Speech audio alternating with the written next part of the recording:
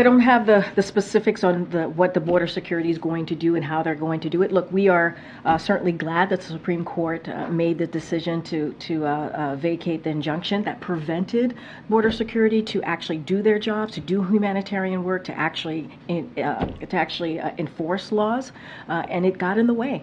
And what was put forward, that what Texas was doing, the governor was doing, was actually ineffective. And that's something that we have to remember. It was ineffective.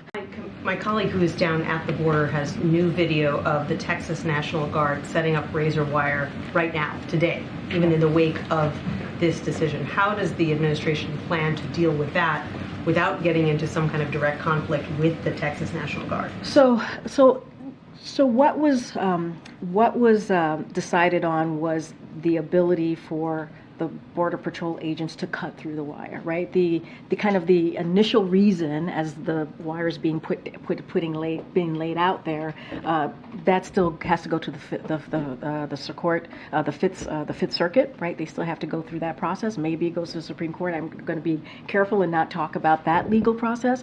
But what we know that we are able to do, that the Border Patrol is able to do, is cut through the border wire so they can actually do their jobs. There's a whole nother process that has to go through the legal system, so we're going to let DOJ and others continue that process. But now, Border Patrol has the ability to do their jobs, because now they can cut through the wire.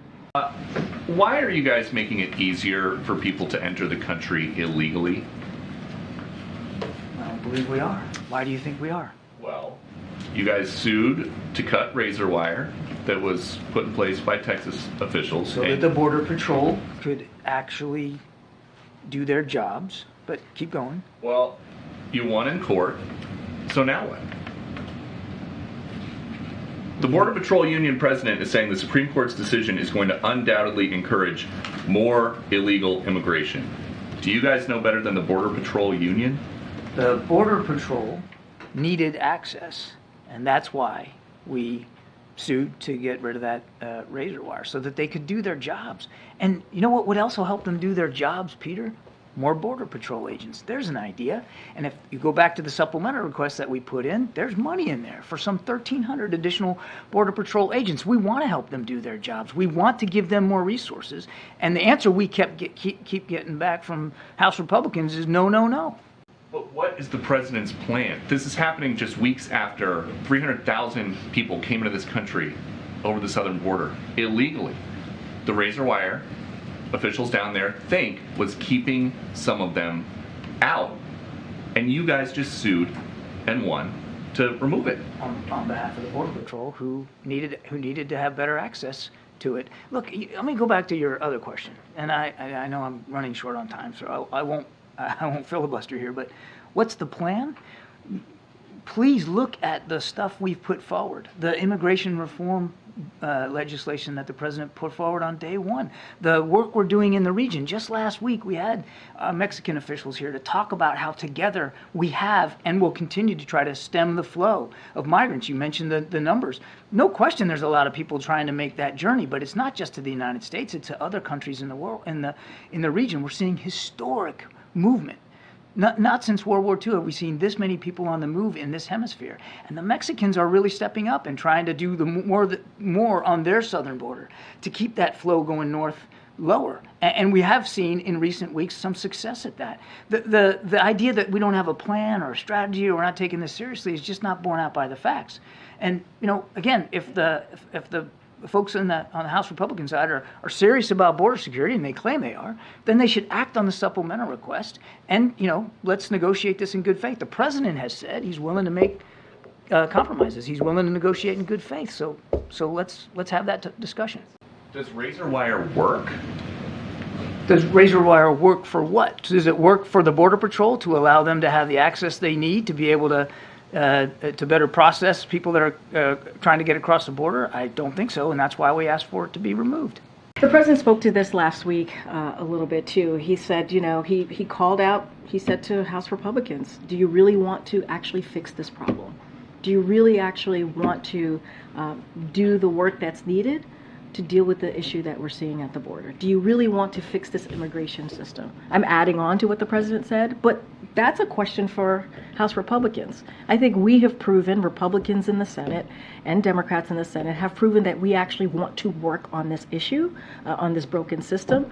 And so, look, if they are real about this, if they want to fix this problem, then they would get involved. They would get involved, but they haven't, right? You heard me say back at the end of last year, they left in the middle of December while negotiations were happening with Republicans in the Senate and the Democrats in the Senate. So, this is a real problem. This is an issue that Americans care about, and they want to see it done in a bipartisan way. That's what we're trying to do.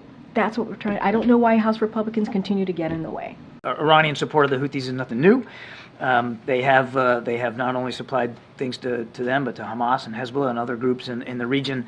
And I would just say we're monitoring that flow as closely as we can. I think that's as far as I'm going to be able to go today. Immigration is now the top issue for Americans over the economy, over inflation, as according to a new Harvard poll. So is immigration the president's top priority? There are many issues that are top priorities for this president, right? This is a president that has to deal with multiple issues all at once. Obviously, immigration is clearly important. I just went into a back and forth with your colleague here about what's been going on, right? What he's been doing, what Republicans and Democrats in the Senate have been doing, how these negotiations are so important to get to a bipartisan agreement to deal with immigration, this broken system, and the border security. So obviously it's a priority for this president, and he is managing multiple things that are important and key to the American public. We already have in place and have been doing interdiction to try to stop the flow of munitions from Iran to Houthi-controlled Yemen. And as a matter of fact, that's how we tragically lost those 2 Navy SEALs. They were involved in an interdiction mission of that sort. The strikes that were taken are something separate and distinct, and it really is designed to disrupt and degrade Houthi offensive capabilities, to make it harder for them to continue these attacks. Does the White House support the possibility of limiting immigration parole that seems to be now at the center of Senate negotiations? I'm not going to speak to the specifics of the negotiation process, what's being discussed, the policy discussions, or even the funding component of the discussions. Just not going to do that from here. Can't negotiate from the podium because we want to make sure that they have, negotiators have the freedom to have a good faith conversation. I'm just not going to inject myself from here. And is the president frustrated that Americans are feeling better about the economy, but they're not feeling better about his role in it? I think what the president is proud to see is that the data is showing that consumer confidence is up, is that we're able to see gas prices under $3 in more than in 27 states. That's important. That's what the president is happy to see. The president is happy to see that we've created more than 14 million jobs. That's what we're going to continue to work on, an economy that makes sure that we build it from the bottom up, middle out. And let's not forget, we're going to continue to lower costs for the American people.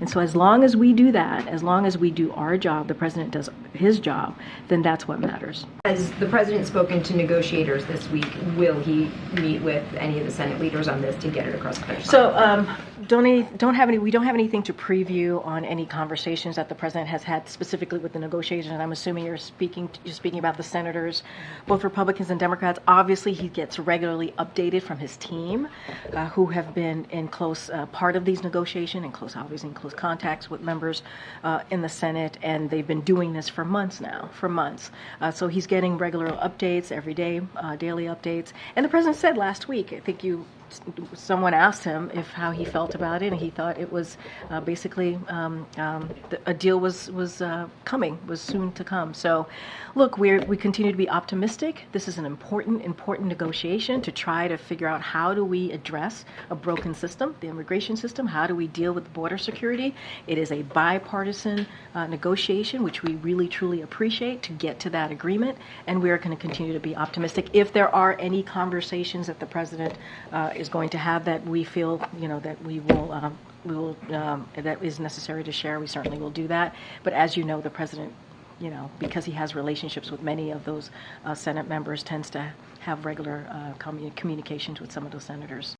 Just a quick question about whether the administration includes environmental impact assessments in calculating how to support allies like Israel and Ukraine. Just for reference, we interviewed some environmental experts who estimated that in the last 60 days, U.S. supply flights to Israel contributed to 133,000 metric tons of CO2 emissions. That's a lot, right? So is that part of the calculation that you make, and how do you balance your desire to protect the environment with your desire to protect your allies? I know of no, and I'm happy to take this question. I know of no mathematical analysis that we're conducting at an agency level to judge the impact of using jet fuel, for instance, to fly support to Ukraine or get it into the region for Israel. Again, I'll take that question, but we're focused, rightly so, on making sure that our two partners have what they need to defend themselves. And that's really where the president's head is. But what we know that we are able to do, that the Border Patrol is able to do, is cut through the border wires so they can actually do their job. That's about as Washington, D.C. as it gets.